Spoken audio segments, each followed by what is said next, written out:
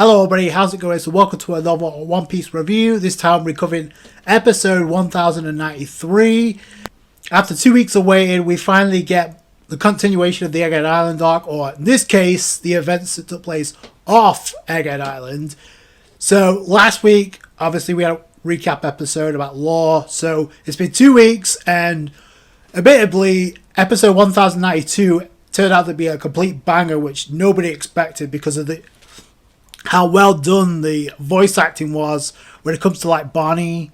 That whole episode was amazing from start to finish. This episode was S tier, easy. Not just because of the animation, the art and the animation, how well it was handled, but just the episode alone, the vibe, everything that flowed into this episode. They took elements of chapter 1063 and chapter 1064 and they combined it into one episode rather than giving us the cliche two-part episode. They're like, hell no, we're giving you it straight up. Teach versus Law in this one episode. It was worth waiting for. They knocked it out of the park in my opinion. There were certain things, obviously, the second half of the episode was a lot better, but when you consider like they didn't waste any time with this episode, they got straight to the point and they blended it all into one episode involving Law and Teach, and it worked. It worked masterfully. No doubts going into this episode. This was going to be a banger, and indeed it was. To Toei's advantage here is, because considering there's no chapter this week, the anime and those in charge of this episode took center stage with Egghead Island. Like the content of Egghead Island is pretty unique anyway, but they went above and beyond to make this episode and this fight feel like a whole bigger deal than it actually was.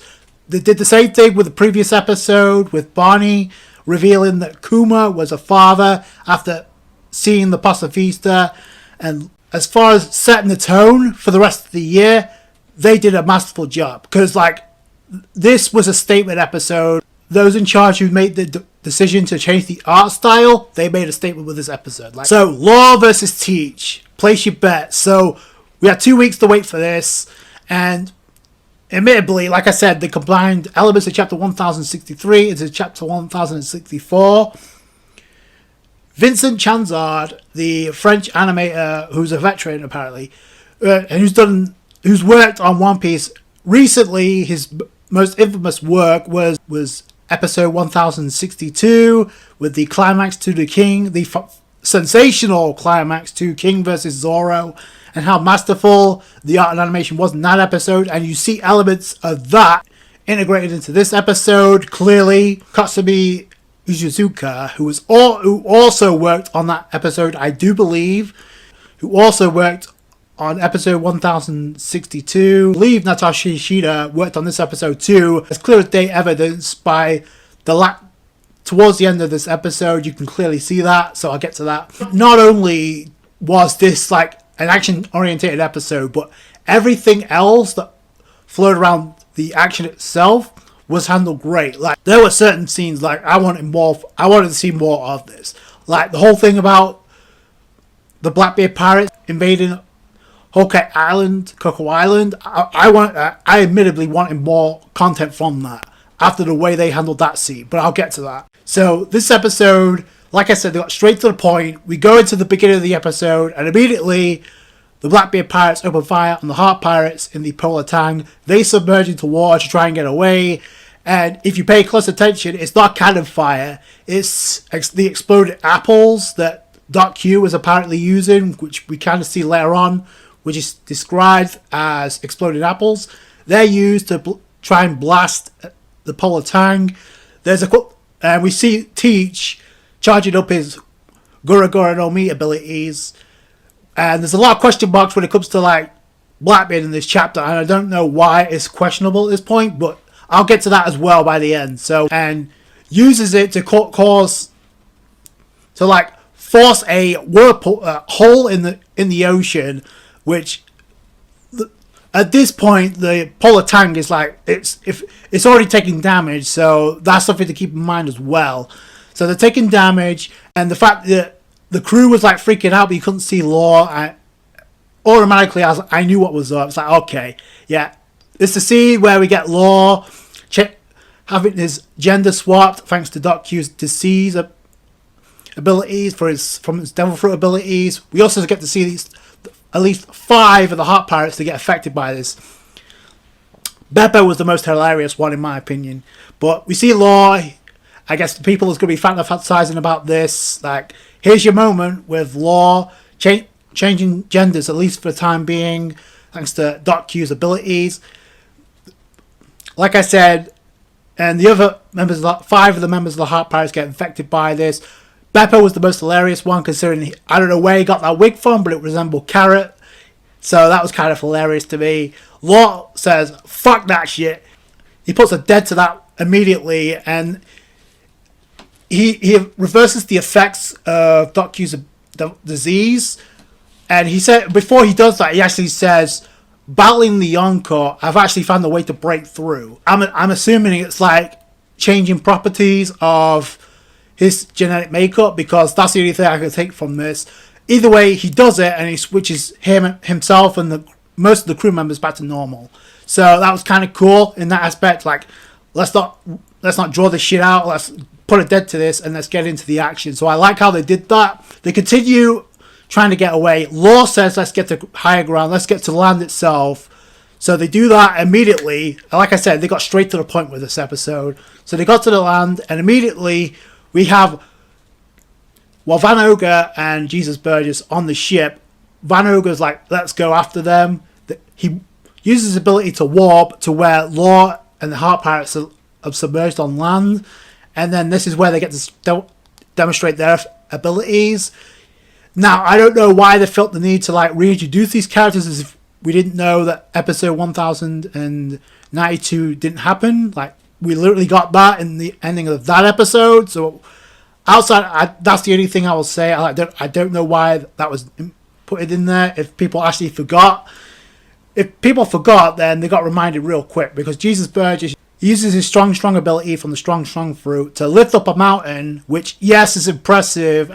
Law, like a badass, uses amputate to like slice the mountain into sandwich cuts, literally. So I don't know why Law was taken back by the fact Jesus Burgess is able to pick up a mountain. He and Doflamingo took care of a meteor that Fujitora hurled at them back at Dressrosa, and they demolished that meteor. So, and before then, Doc Q is like, oh, you found a way to reverse my disease, cure my disease.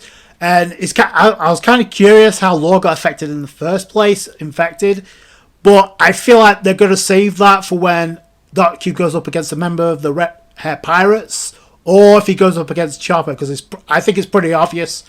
He's like known for causing diseases, and Chopper's known for curing them. That's like a perfect matchup for Chopper to like go up against when he goes up against the Blackbeard Pirates. So Teach appears on Stronger alongside Doc Q, and the funny thing is Teach has weighed it down, but he appears and is like, oh, and Law's like, what the hell are you doing here? And then Teach gives us the most obvious response. It's like, oh, I knew you, Straw Hat or Kid, one of you would pass by here. You have one since you left Wano, since Kaido had one. You must have one, right? The raw poneglyph. So that's what he's after. That's why he was waiting for either Luffy, which would have been ridiculous anyway, which we were never going to get that matchup. Kid has got that. It kind of reveals that Kid's gone in another direction, and then Law teaches after the poneglyphs. Now, the thing to note here is like Law's response. He smiles and he's like, "All right, winner take all, bring it."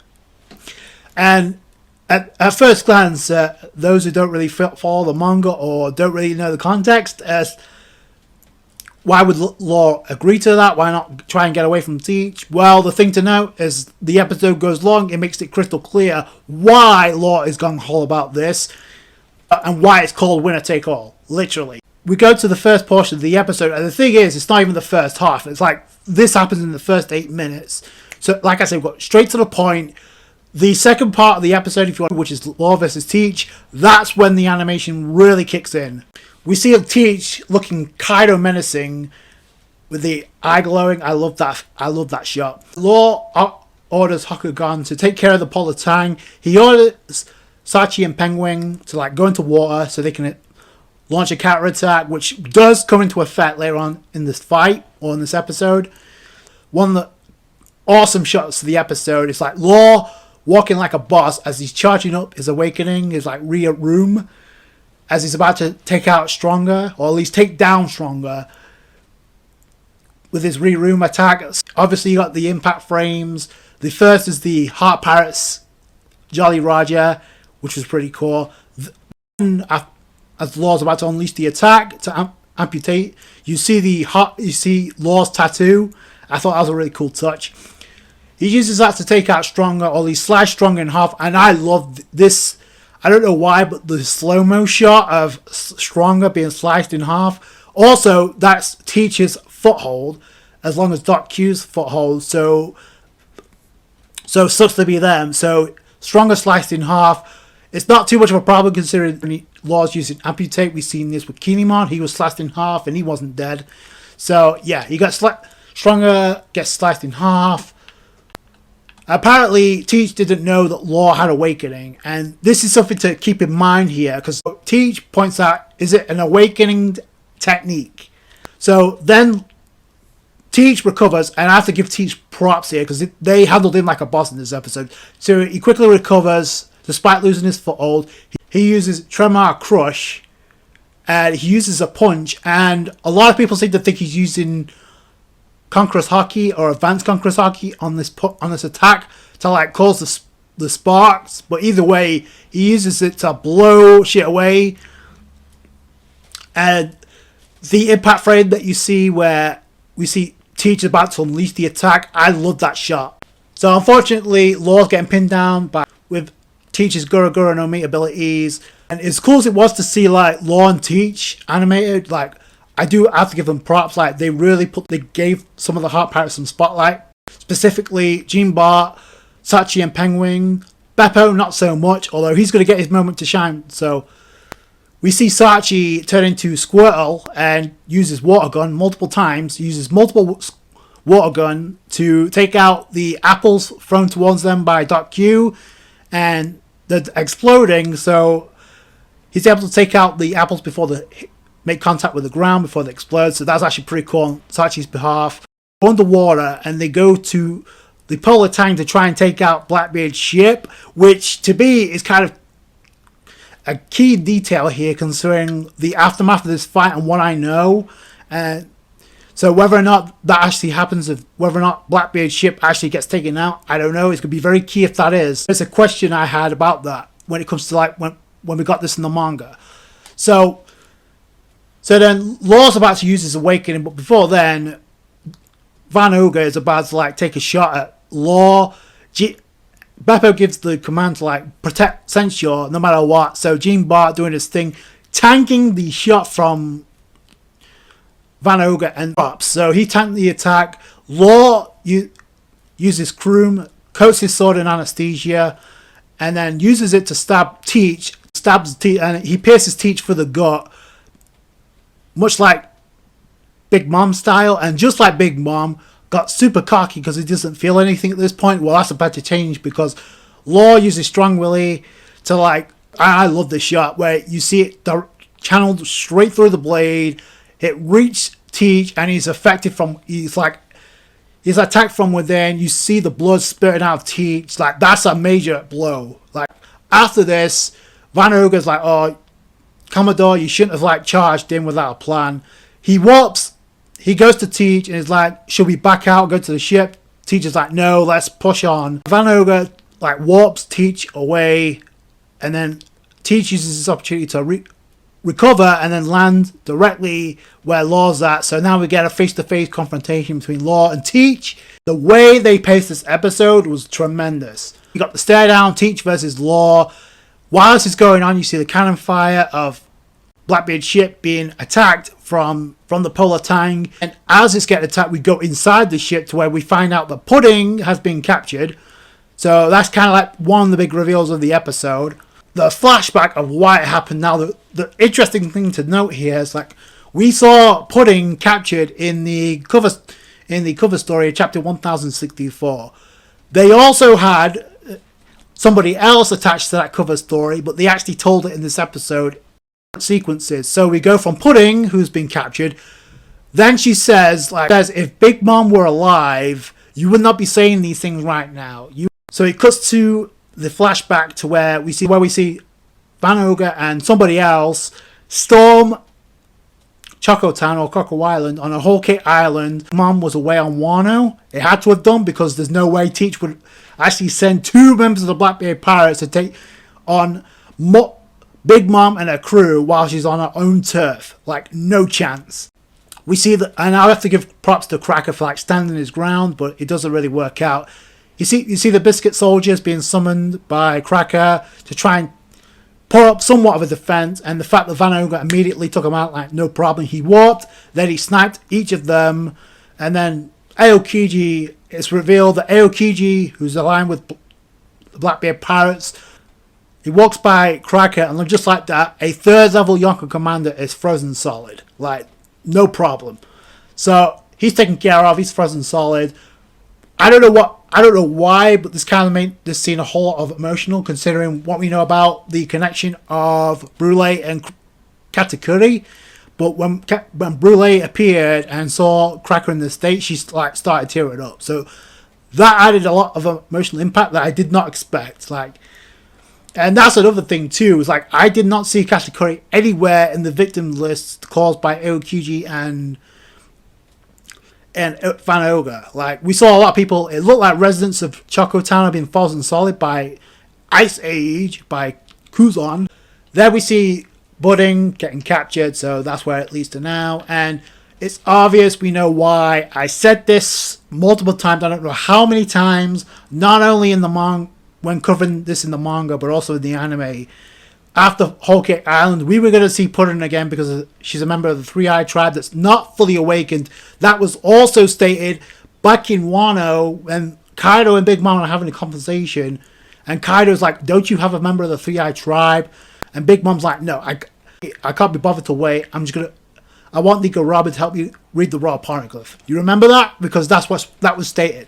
So that's exactly why Teachers captured Pudding, which is something to keep in mind here, but this is good for 2 reasons. Number 1, Pudding will have a role in the story, and number 2, this gives Pudding and Sanji a chance to reunite, which I said the moment Pudding ran away from Sanji in that emotional episode, they were going to be again. The anime made that even more clear.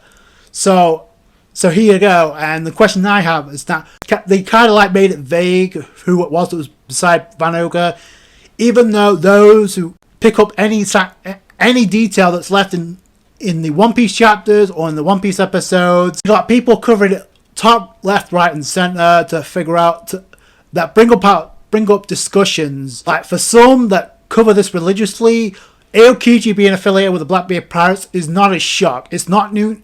It's not new information. It's something we knew ever since the aftermath of Dressrosa. Remember the conversation Alcaino had with the Gurusei, where Alcaino got pissed because the Gurusei were covered up for Doflamingo and his antics, and it made the admirals look really bad. It made the Marines look really bad, and the Gurusei shut the hell up. We don't care. It's because of you that Aokiji walked out and joined up with Blackbeard. But the interesting thing is Kuzan was a part of that cover story in chapter 1064, but they decided to make it a whole lot better with this episode. And I did not. So I got to give him credit for that. Like I said, the way they blended this episode together was great.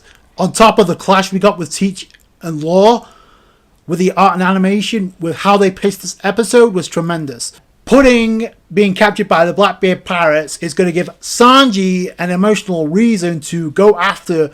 I don't know who's going to fight. Maybe at this point it could be Aokiji. That'd be epic. But I'm actually come to think about it, elementally wise, that would make perfect sense. Sanji bringing the heat versus with the Aokiji with the ice. That'd be epic.